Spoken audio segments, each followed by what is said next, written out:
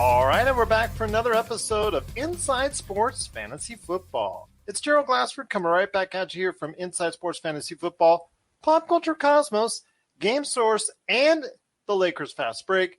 We truly appreciate everyone out there listening to all of our shows, and if you can, please give us a 5-star review on Apple Podcasts. Plus, if you can like, share, subscribe, follow, or do anything that you can support us on at Inside Sports Fantasy Football. isfantasyfootball@yahoo.com, where you can email us all your starting lineup questions, trades, anything that you want to talk about in fantasy football.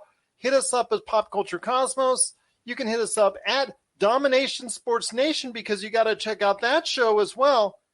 And anytime you do, it is sincerely appreciated. Well, we're back again. Had a great episode with Jason Dutch from Dig on America. I cannot thank him enough for being a part of the first episode of the season 3 of Inside Sports Fantasy Football.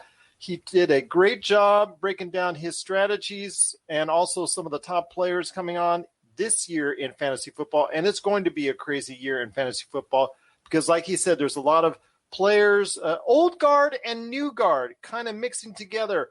Who is going to be the most valuable in fantasy football? We'll have to wait and see. But they're back as well. The guys behind Dom-ination Sports Nation. Again, please check it out wherever you get your podcast.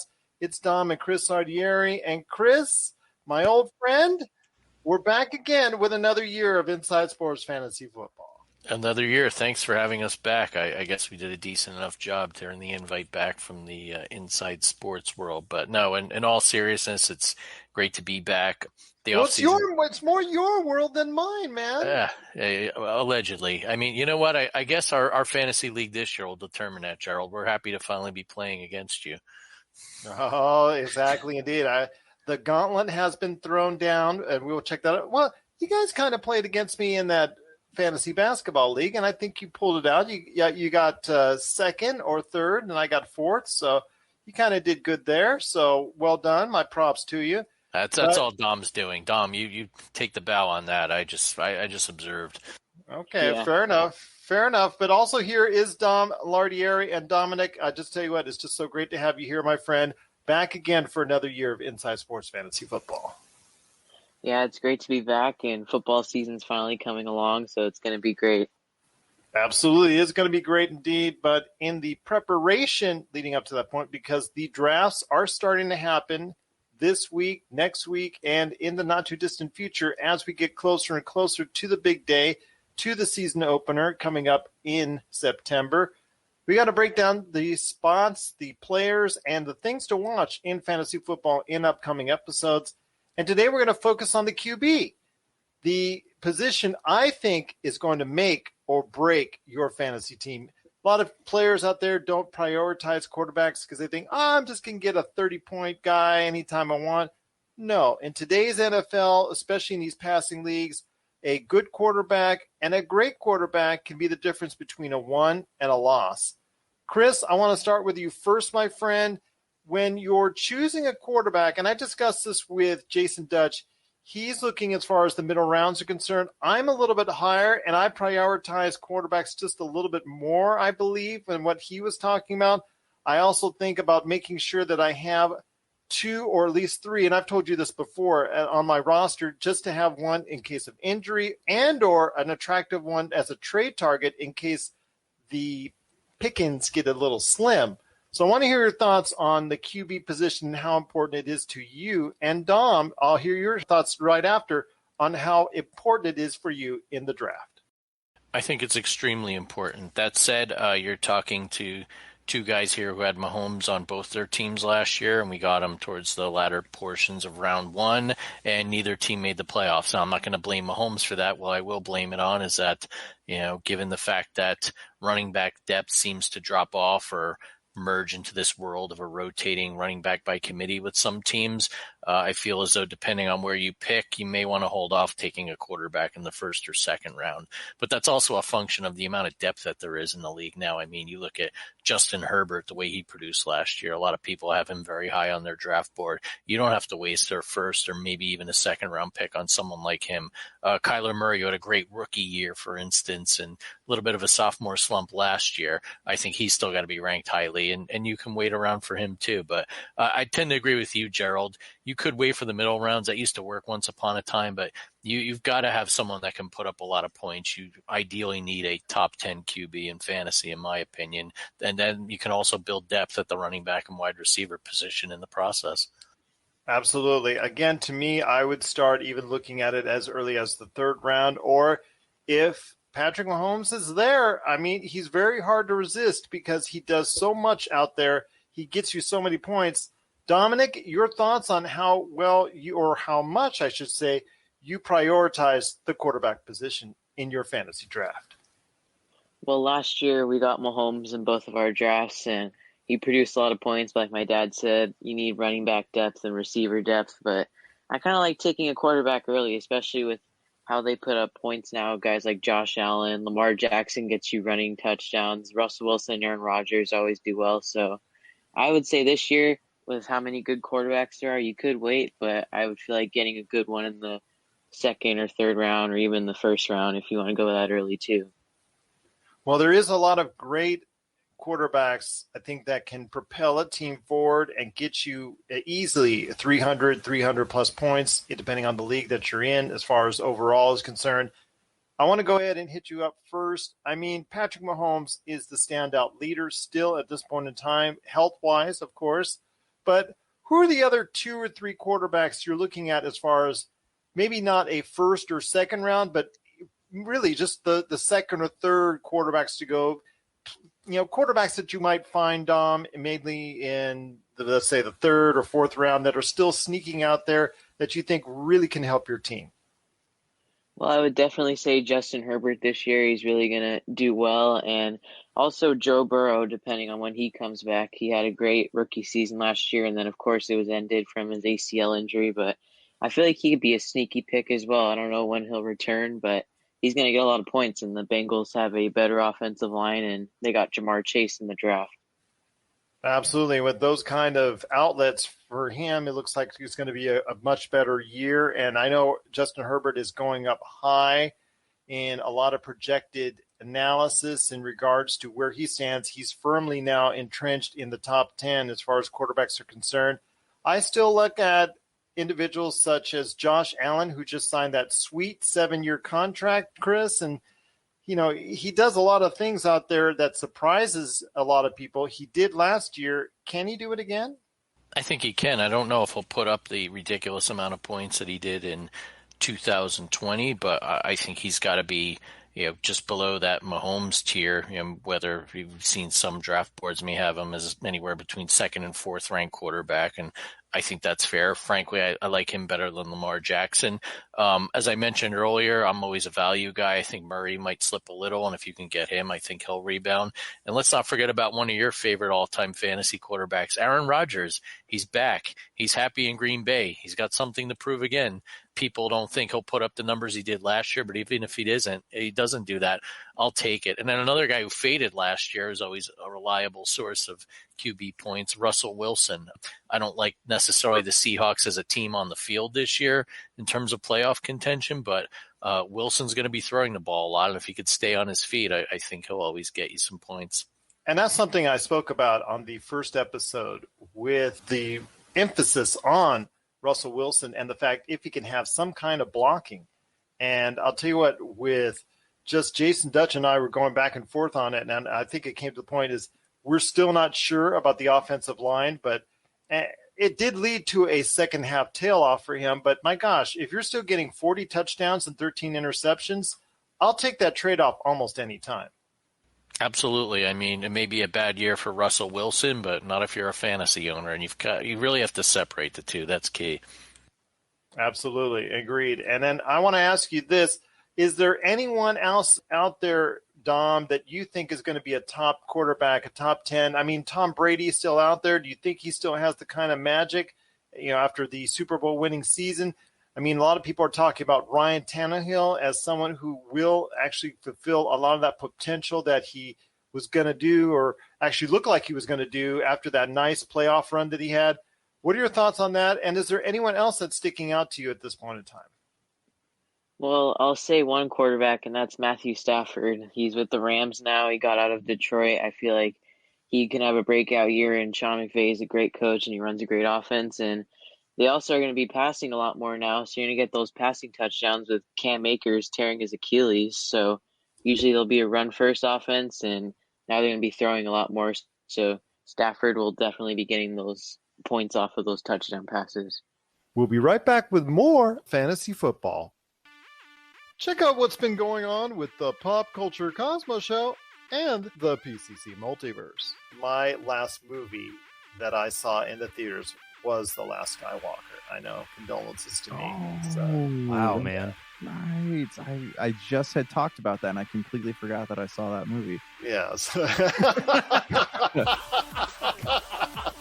It doesn't speak great things about it, I suppose. That's the Pop Culture Cosmos Show. And the PCC Multiverse. Catch our shows on Worldwide Radio 7 days a week and wherever you get your podcasts. One of the things I wanted to ask you guys, and I appreciate you guys staying on. Once again, I'm on with Chris and Dom Lardieri, the guys behind the Dom-ination Sports Nation. You got to go ahead and check it out today, wherever you get your podcasts.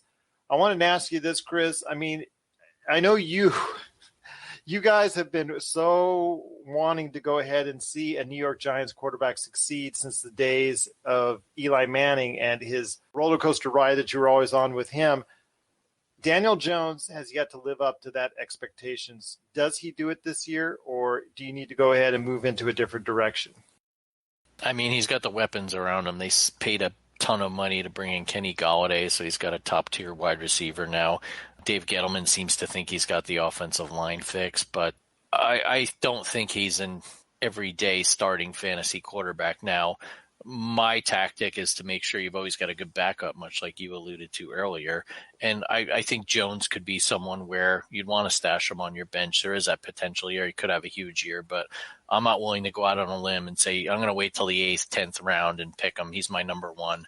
Fantasy football is not about that. This isn't the stock market. But that said, he either puts up or shuts up this year. And I mean, he's shown some flashes of brilliance, and then the turnovers just completely sabotage the games where he really looks like he's developing and he's going to be a star QB. So too erratic for me right now, but I think he's worth taking a flyer on the bench, especially given let's face it, the NFC East is completely weak this year, especially on the defensive side of the ball. Yeah. I know the Redskins, the Washington football team, I'm showing my age here, has an excellent defense, but it doesn't look like to me they've improved on the offensive side of the ball. I think that's going to put a lot of strain on them this year.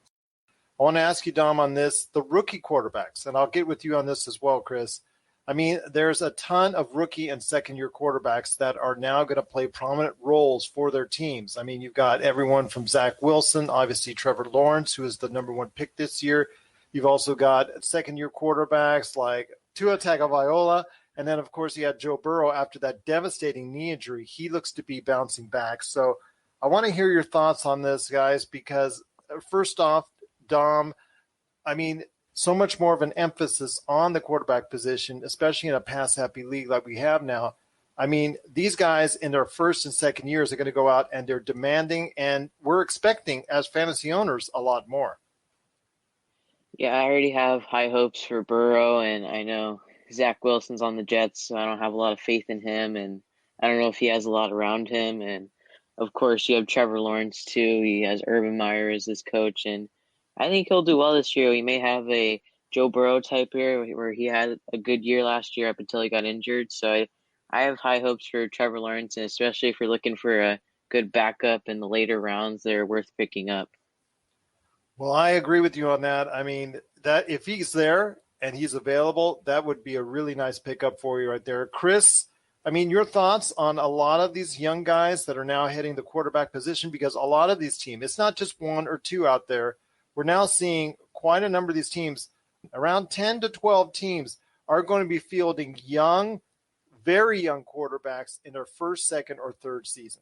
Yeah, definitely the wave of the future. With the rookies this year, I've got to agree with Dom. If there is one that'll stand out, it's Lawrence. And I immediately think of Burrow, too, just because he's playing on a weak team, but he's going to have options to throw the ball. Myers definitely the right coach for him, and that's sort of a system in the NFL. I mean, we'll see how he makes the jump from college. But again, someone maybe you stash on your bench like we did with the team last year with Burrow.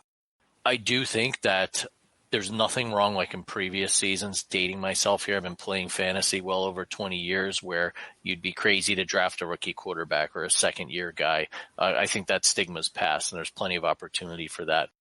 You can even look at someone like, if you really want to take a reach and a flyer, everything I read out of 49ers camp is they think that Kyle Shanahan's grooming Trey Lance to eventually be the starter later in the year. If you've got the depth there, I mean, watch what he does in the preseason, but he's got a lot of weapons around him. That's a contending team if they stay healthy. Maybe that's someone to keep your eye on later in the season, or if, you got deep roster spots, like you mentioned, stashing a total of 3 QBs. That might be someone to keep your eye on too. But again, pay attention. Don't just go off of what the reporters say in practice. Absolutely, my friend. And you've got to go ahead and make sure you keep an eye on it. But guys, before we head on out, the one last thing I want to ask you on when it comes to quarterbacks, and we talked about where you guys prioritize them. We talked about the top quarterbacks.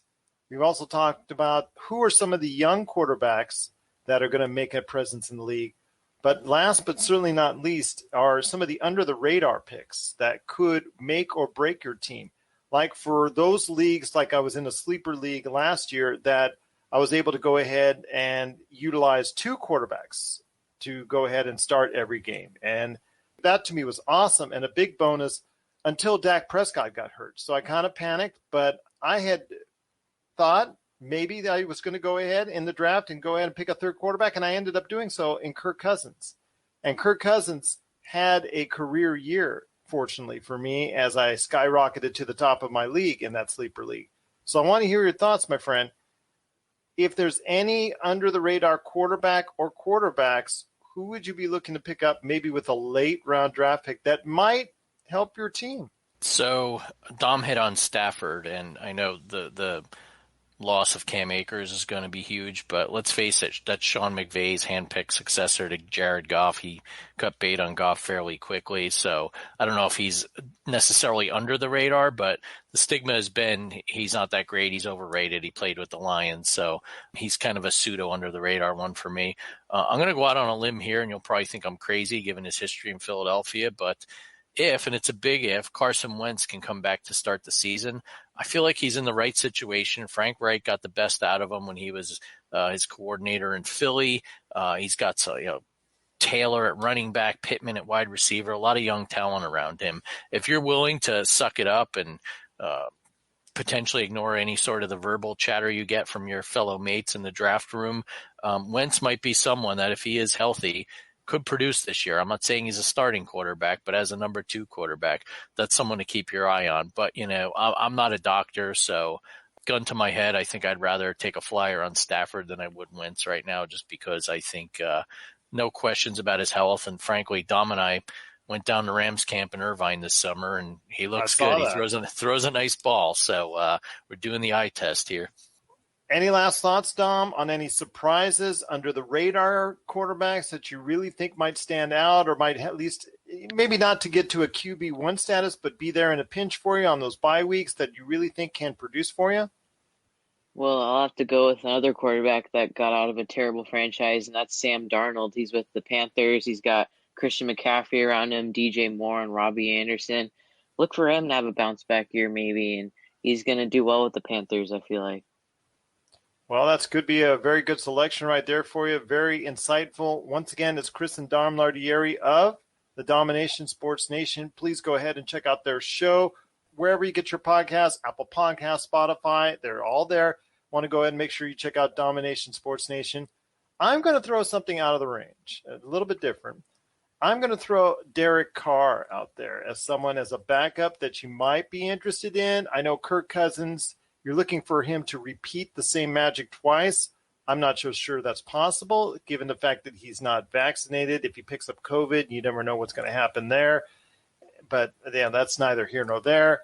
I'm going to say that if somebody I know that might actually make a difference as a backup quarterback, Chris, what do you think about Derek Carr?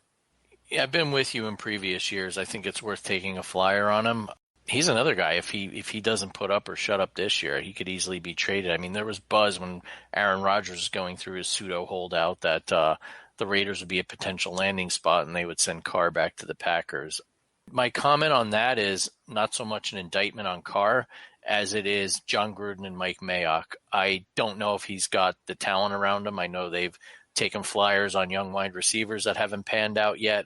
The offensive line always seems to be in flux. But on paper, I like your logic. But frankly, I just think Gruden's overrated, and I don't think that team has the talent on either side of the ball right now that would help serve Carr. I mean, we've seen flashes of brilliance from him, but a lot of times he either resorts to the checkdowns or forcing the ball and getting turnovers. So I'm a little bit more bearish on Carr than you are, but I like where your head's at. It's just, John Gruden, knock if you're with me, doesn't really inspire me as a fantasy owner. At least we have a nice, shiny new stadium that's cost us a lot of money to the taxpayers. So take that for what you will. But it looks nice. Looks like a nice Death Star. I really like the look of it. I can't deny that. I agree. We may be headed to the replay booth, but we'll be right back with Inside Sports Fantasy Football.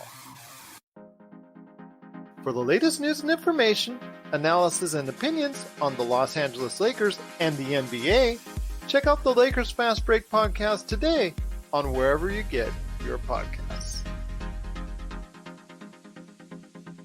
Dom, Chris, before we head on out, and if you got any notes of wisdom, we'll go ahead and share that. But last thing is there one quarterback you will advise anyone, even your worst fantasy enemy, to stay away from? So, Dom, I want to hear you up on that. For me, I think I'm going to have to go with, if he's there, I'm going to pass on him every single time, is Jameis Winston. Because Jameis Winston, I don't think is going to be able to get out of the interception funk anytime soon. I just think that's something that he's a gunslinger.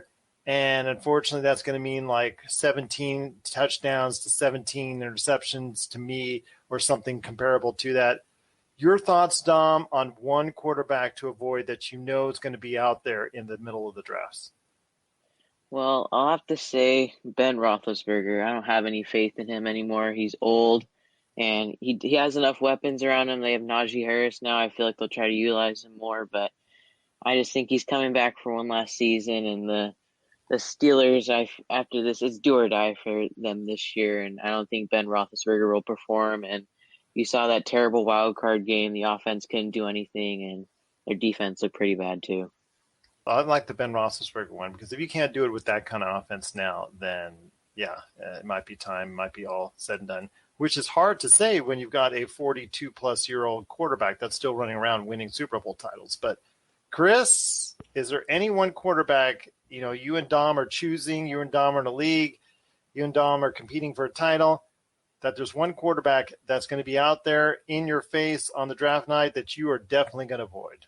Yeah, this may sound a little harsh, but having watched Hard Knocks, I'd say Dak Prescott. And look, the guy's got talent. I'm not going to deny him that. He's got a ton of weapons on that side of the ball. But just looking at his ankle scar and seeing already how the Cowboys trainers consulting Major League baseball teams to see if this injury is similar to what their pitchers are facing during the season, that worries me. And I don't know if he's going to have the same mobility. That was a brutal injury. I know he can bounce back from it, but like the only real kind of light bulb moment of that episode is when he told us he went under a knife a second time and kept it all under wraps. That's not a good sign for me. I know he's running around in camp, but just feel like between the arm and the ankle, too many physical question marks. He may end up having a nice season, but it's not a risk I want to take as a fantasy owner when you have so much depth at the position.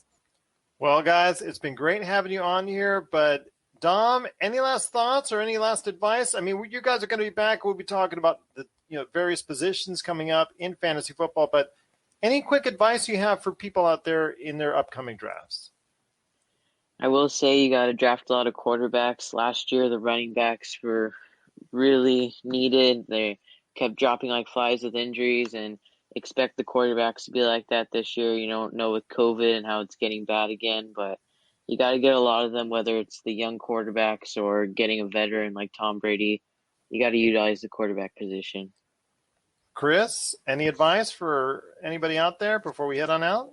Yeah, first and foremost, don't draft until later in the month or even after Labor Day. In case you haven't paid attention, there is a bye week. There's only 3 preseason games for almost every team this year. So there's going to be that week where teams will have off right before the season starts, and you can easily do your draft that weekend.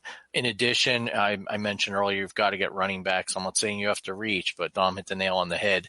Between injuries and revolving door situations with teams, you got to make sure you've got running backs. And honestly, playing this game long enough, you just got to build depth at every position. Just because there's a run on running backs doesn't mean you have to go reach and take one. Start snapping up wide receivers. So in a way, you got to be a little bit of a contrarian, not follow the lead, and look for value where you can find it. And then finally, the importance of the tight end. I feel like when we've got a great tight end, that really helps. It's up there with having a great quarterback. And there are some elite tight ends. You know, you've got the Kelseys and the Kittles of the world, for instance. If you can get them, you've got to think about the point production they put up at that annoying fantasy position. Nothing against tight ends, but as we know, if you don't end up with an elite one, you're stuck with some of these middle to lower the road guys that get you 5 points a week, and it's frustrating when your kicker's outscoring them. Great advice right there for you guys. It is Chris and Dom Lardieri from the Dom-ination Sports Nation. That is DOM-in-Nation Sports Nation. You got to go ahead and check it out. So are there any upcoming shows in your near future? There are. We're on a bit of a summer break. Dom, getting back to a little bit of reality, played summer basketball, but our most recent show, we talked about what we did this summer, including trips to Yankee Stadium and Petco Park in San Diego, and we'll be recording another new one this week. Dom, what do you think besides Hard Knocks? What else do you have on the agenda for our latest show? Definitely looking at baseball. The Yankees with their brutal loss tonight. The Field of Dreams game was interesting, but football as well. It's getting closer and closer now. And Dom, I mean, how about your boy Giannis? We talked about him in the last episode. Dom's been a huge Giannis fan. He's now got his sneakers, so some vindication there because he's been touting the Bucks for a while, and they finally won it all. So we've got to tip our hat to him on that too. So check out what they're doing today at the Dom-ination Sports Nation podcast. You can get it wherever you get your podcasts. Does driving by a stadium every day, does that count? Does that count? Why not? Okay, I'm just checking. I just want to know. I mean, we're about ready to go ahead and christen it and open it up for Raiders games here in the not too distant future. By the time you hear this, expect it will already be done, the first one. So just looking forward to seeing some crowds, hopefully staying safe, being part of the NFL experience once again. As we get closer and closer, please heed to the advice of Chris and Dom Lardieri. If you have any questions for us, you can go ahead and hit us up, isfantasyfootball@yahoo.com or Inside Sports FF on Twitter. That's Inside Sports FF on Twitter or isfantasyfootball@yahoo.com with all your lineup, draft, any questions that you have. I'll throw it by the guys. Remember, I have Jason Dutch from Dig on America and Chris and Dom from Dom-ination Sports Nation. I can ask either of them or give you my own winning advice. We've all won leagues. We've all go ahead and we want to give you the best advice possible right here at Inside Sports Fantasy Football. So for Chris Lardieri and Dom Lardieri, this is not Gerald Lardieri. It's Gerald Glassford. But I tell you what, guys, it's been great having you on once again. I look forward to many more episodes right here at Inside Sports Fantasy Football.